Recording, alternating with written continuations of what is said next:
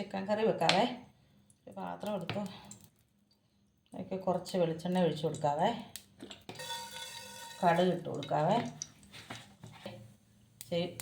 രണ്ട് പട്ട ഇട്ടിട്ടുണ്ട്, 2 തക്കാളി ഇട്ടിട്ടുണ്ട്, ഒരു 2 ഏലക്ക ഇട്ടിട്ടുണ്ട്, ഒരു 2-3 ഗ്രാമ്പൂ ഇട്ടിട്ടുണ്ട്.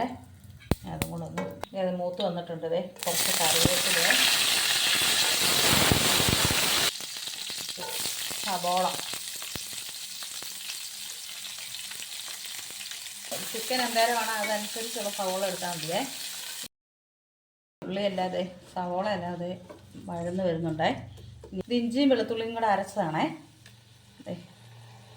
ഒരു ശകലം കൂടി ഇട്ടാക്കാം. 1.5 സ്പൂൺ ഇട്ടിട്ടുണ്ടേ. ഇതെല്ലാം കൂടി ഇട്ടിട്ട് നല്ലതായിട്ടൊന്ന് വഴന്ന് വരട്ടെ. ഇത് നമ്മുടെ സവോള നന്നായിട്ട് വഴന്നിട്ടുണ്ട് കേട്ടോ. ഇനി ഇതിലേക്ക് ഞാൻ കുറച്ച് ചിക്കൻ മസാല ഇട്ട് കൊടുക്കുന്നേ. കുറച്ച് ഒരു 1/2 സ്പൂണ് പിരിയമുളക് പൊടി ഇട്ടിട്ടുണ്ടേ. 1/4 സ്പൂൺ മഞ്ഞൾ പൊടിയും കൂടി ഇട്ടിട്ടുണ്ടേ. അതിലേക്ക് ഇത് കുറച്ച് വെള്ളം ഒഴിച്ച് കഴിഞ്ഞാൽ ഈ പൊടിയെല്ലാം കൂടെ ഒന്ന് നല്ലൊന്ന് കുഴഞ്ഞിരിക്കാൻ വേണ്ടിയിട്ടാണ്. ഇതിലേക്ക് 1/2 സ്പൂൺ ഉപ്പ് ഉണ്ട്. ഇതിലേക്ക് ചിക്കൻ ഇട്ട് കൊടുക്കാം.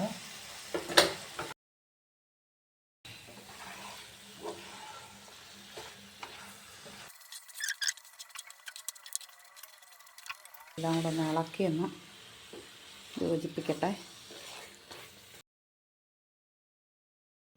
അടച്ചു വെക്കണം, വേകട്ടെ. അടച്ചു വെച്ച് വേവിക്കാം. നമ്മുടെ ചിക്കൻ കറിയെല്ലാം നല്ലതായിട്ടൊന്ന് ഇളക്കിയിട്ട് കൊടുക്കാവേ. തീയിൽ വെച്ചാൽ മതി കേട്ടോ.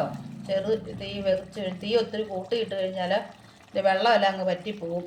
എന്നിട്ട് ഇറച്ചി വേകാതെയും കിടക്കും. നമ്മൾ കുക്കറിലല്ലല്ലോ വെക്കുന്നത്. കുക്കറിലാണെങ്കിൽ പിന്നെ സാരമില്ല, 1-2 വിസിൽ മതി. നമ്മുടെ ചിക്കൻ കറി അല്ലാതെ നല്ല ചാറൊക്കെ നല്ല കുറുകി നല്ല സെറ്റായിട്ട് വന്നിട്ടുണ്ട് കേട്ടോ. ഇത് ചിക്കനൊക്കെ നല്ല വെന്തിട്ടുണ്ട് കേട്ടോ.